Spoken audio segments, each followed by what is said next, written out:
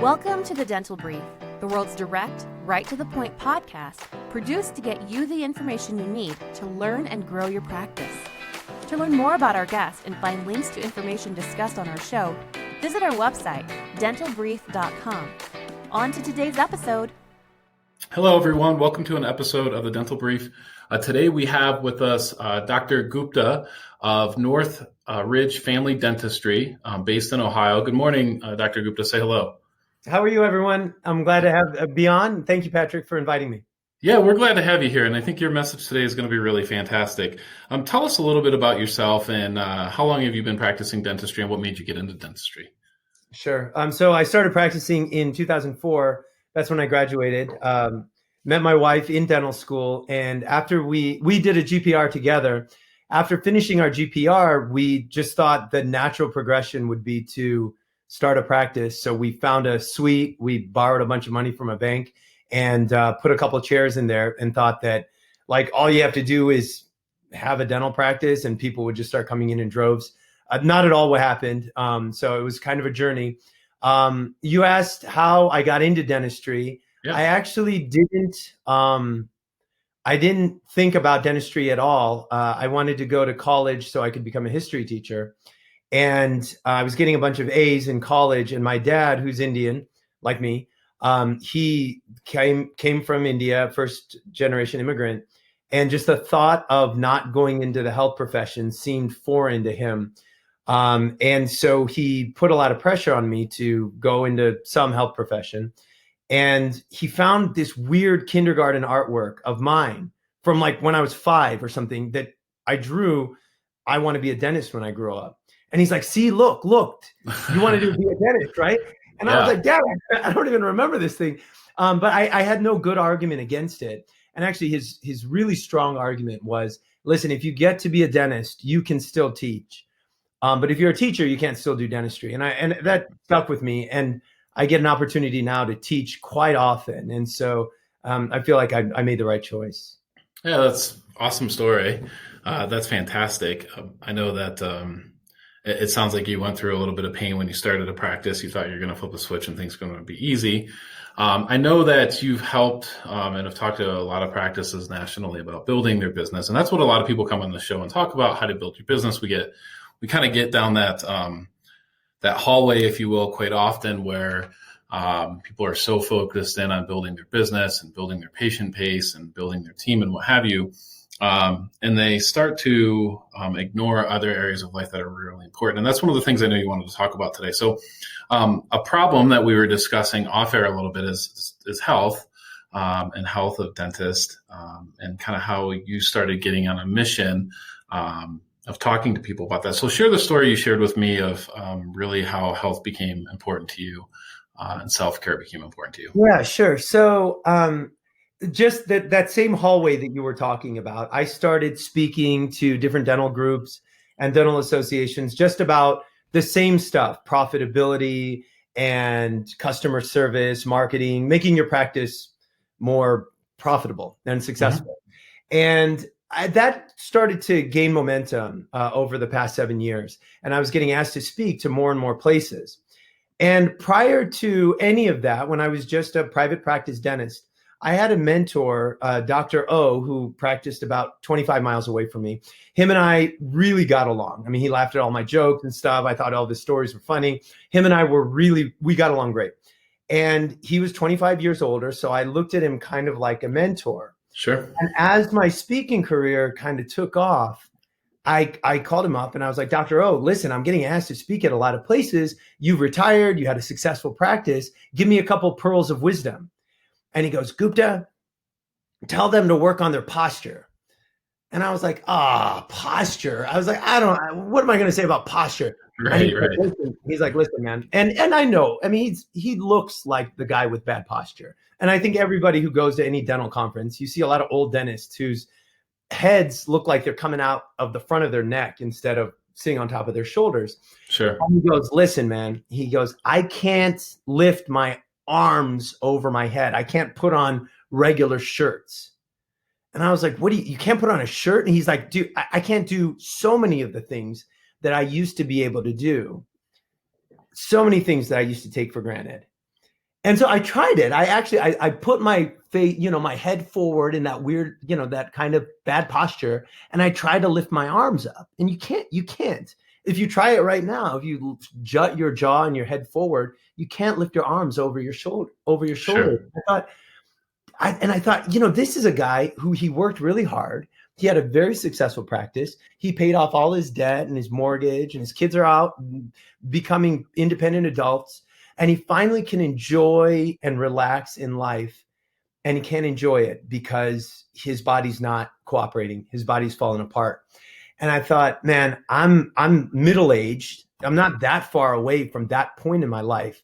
Mm-hmm. And it would be a shame if I started falling apart also. And so I started tweaking little things about my daily routine, like just little things. And I'll share with those with you later. And all of a sudden, it was easier for me to sit up straight. And all of a sudden, the little bit of pain in my lower back started to go away. And it wasn't because I was doing some crazy life-changing, life-altering routine change. It was just these little things. And I thought, oh gosh, I got to tell people about this. And so that's kind of where the health stuff started. Yeah, and I'm so thankful to have you here talking about it. And I'm going to give you definitely the opportunity to do so. Let me just reiterate what you just kind of told me really quickly. So the doctor is a bit older, getting pretty close to retirement age or at retirement age. He was retired, yeah. Retired, financially successful. Yeah. Had accomplished many goals, but basically had neglected certain physical areas of his life that was now causing him a tremendous amount of pain. Sure. Okay. So that's the bad news, right? That's the bad part of the story. Tell me the good part of the story. So tell me some steps, some things that you would recommend that any dentist could do today to start to correct this situation, to start to solve this problem before it even starts. So I want to start off with 3 and actually segue that into a major change that you can do. So one of my patients is a physical therapist. He actually has a physical therapy clinic right across the street from mine. And as I started lecture about this stuff, I asked him, I said, give me some stats, like give me some statistics about posture related disability. And it's all horrible news. It's all like, all adult Americans with disability insurance are filing claims earlier, filing claims more often, blah, blah, blah. Mm-hmm. And it's not just dentists. And so I asked him, I was like, well, why are we all falling apart? And he goes, well, 2 things, diet and phones. And our phones, we mostly, when I look at my phone, I'm looking down. I have it kind of near my belly, and I look down at it. And he said, our head weighs about 10 pounds. And when we are constantly looking down, like looking down at our laptop, looking down at our tablet, looking down at our phone, that 10 pounds creates like 60 pounds of torque on the muscles in the back of our neck. And so 2 things need to happen. Number 1 is we need to remind ourselves to sit up straight, not look down, A. And B, we need to give those muscles in the back of our neck way more opportunity to be exercised. And one thing that he told me to do was when I'm sitting in my car, we all have our headrests on the back of our car, just smash your head up against the headrest. Don't lean it back so you're looking up. Just smash it back. So you give yourself this big, ugly double chin. And so I did that and I felt it. You can feel it. It's like, whoa, you can feel it. The muscles are engaging. Sure. And what I did is I took a picture of myself, a selfie of myself doing that, with all this flesh hanging off my chin. And I laminated it and I hang it from my rear view mirror. And so it's actually a good conversation piece because everybody who gets in my car is like, why the heck do you have a picture of yourself on your rear view mirror? But when they tell me that, it reminds me to smash my head back. When I look at it, it reminds me to. And so that was one, is just the double chin on a car headrest. Another one is when we have morning huddles at our office. I'm sure a lot of your clients do, a lot of you've interviewed do. At the end of our morning huddles, we always have 4 or 5 minutes before we actually have to get all of our clinic stuff on and go and see patients. And so we used to just spend those minutes maybe watching a funny YouTube or just kind of goofing around with each other. Yeah. What we decided to do is spend those minutes doing some type of exercise. And one that I really like, and I encourage actually you to try this, is you stand up against a wall where your back is to the wall. And you make sure that your ankles, your butt, your shoulders, and the back of your head are all touching the wall. And then you lift your arms like in a goalpost, like a football goalpost, and make it so that your elbows and your knuckles are all touching the wall as well. So now you're like, a lot of your body is smashed up against the wall. And then you lift your arms up and down while they maintain contact. The elbows and the knuckles and the shoulders maintain contact with the wall. And what I found was when we first introduced this, like a couple years ago, me, my whole staff, none of us could barely lift our arms like more than a couple inches. And now we do this on a regular basis, usually once or twice a week. And all of us are so much more mobile. I mean, we're so much more mobile. And then the last thing that I would recommend is you could go to Walmart and spend $8 on something called a foam roller. And then it's just this big round cylinder. It's in the same section where you would find like yoga mats and stuff like that. And my wife and I, after the kids go to bed, we usually watch a TV show and we just have our foam roller sitting there in front of the couch. And I'll spend maybe 60 seconds, 90 seconds, just kind of laying with my back on the foam roller and just rolling up and down. Yep. I found different variations of that on YouTube. You just type in foam roller on YouTube. But everything that I just said takes like 2 extra minutes of your daily routine. Sure. And I noticed so many of the pains I had in my early 30s, mid 30s, they're not there anymore, even after a pretty long day of dentistry. I mean, I don't know, who knows? Maybe I'll get injured, but I feel like at least I can say I've done everything that I could to reduce the likelihood of this happening. Sure. And I would assume that not only are you lowering the chances of getting injured, I think you'll probably recover quickly if you do. But I want to back up a little bit to this exercise with the hands, the elbows, the shoulders, the butt, the ankles. Yeah. I think that's all of it, parts against the wall, right? Arms going up and down. Is there a name for this exercise? I don't, probably don't call it the Gupta exercise. Well, I think I'm going to. But here's the thing. Let me ask you about that a little bit. So I believe, I'm a big believer that physiology plays an crazy important role in our emotional health and our mentality, right? And our attitude. So you got your whole team lined up doing this. I'm sure the first time it was pretty silly. Yeah. Yeah. Oh yeah. Probably people didn't want to do it, I would guess. Sure. A little reluctant. I already did it. How is everyone's mental and emotional kind of health in the moments and the hours after doing that? Were people charged up a little bit? Were they feeling a little bit, they have a little bit more of a pep in their step? Okay. So we did that whole intro to some exercise at the end of our morning huddle, truly for longevity and posture related reasons. But what we found was it's fun being goofy with each other. Yeah. And, dentistry you can have a lot of fun in a dental practice. Yep. Just if you kind of like tone down the seriousness a little bit and allow yourself to enjoy life. And what we noticed is we have so much fun doing like plank challenges and different little physical challenges after our morning huddle, because it allows us to go into the clinical domain where we have to be a little more serious and a little bit more professional. We are way in a better mood. And maybe it's like the endorphins that, I don't know what it is physiologically, but I know probably everybody who's listening to this call could probably agree is you're in a little bit of better mood after you exercised, gone for a walk, worked out, done something somewhat physical. Maybe there's more blood flow to the brain, but there's no doubt. I mean, it's something that actually it's a requirement at the end of our morning huddles. We always have to do something fun. That's fantastic. And you're right. People don't leave the gym ever in a worse mood than they went into it. Right. And it doesn't even matter if it's a 2-minute exercise or a 3-minute exercise. It's always going to make people feel better.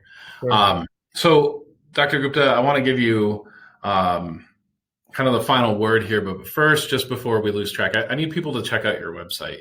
It's North Ridge Family Dentistry. And what I want you to do is I want you to go to this website and check out the videos that they put together, the introductory video on their website. You can find it on the homepage. It might be one of the best practice introduction videos, if not the best practice introduction video I've ever seen. So you have to check it out. I think patients probably get a big kick out of it. But I can also tell your team probably had a lot of fun putting the video together. We did have a lot of fun. Yeah. Yeah. I mean, I happen to be I'm good with the Mac and with a movie editor and stuff like that, but it's their ideas. Actually, we've done a couple Halloween videos that are just so much fun. And actually, these types of things that we live for this stuff, and somebody will come up with an idea at a team meeting and everybody's like, oh man, yeah, let's dress up in this thing. And then I want you to wear a wig and, all that kind of stuff. And my gosh, it makes practice a little more fun. If you don't mind, I kind of do want to have the last word because I mentioned something about the phone earlier and how we hold the phone next to our belly, and it's bad for our neck, bad for our posture.